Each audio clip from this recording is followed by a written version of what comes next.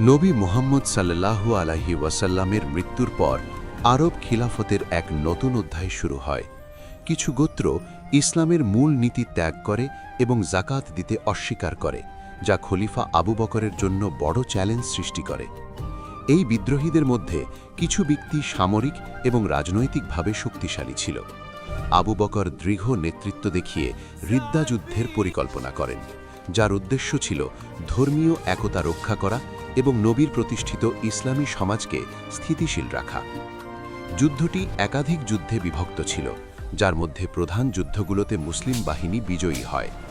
রিদ্দা যুদ্ধের ফলশ্রুতি বিদ্রোহীরা পরাজিত হয় এবং ইসলামের কর পরিশোধ বাধ্যতামূলক করা হয়। এই যুদ্ধ কেবল সামরিক বিজয়ী নয়, রাজনৈতিক ও ধর্মীয় স্থিতিশীলতার প্রতীক হয়ে দাঁড়ায়। আবু বকরের সাহসিকতা ও নীতিশীল নেতৃত্ব ইসলামের সম্প্রদায়কে একত্রিত করে এবং নতুন খিলাফতের ভিত্তি দৃঢ় করে।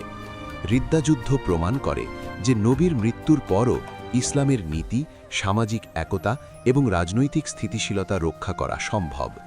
ইতিহাসের এই অধ্যায় মুসলিম সমাজের ঐক্য, নেতৃত্বের গুরুত্ব এবং ধর্মীয় নৈতিকতার প্রতি প্রতিশ্রুতি রক্ষার নজির স্থাপন করে।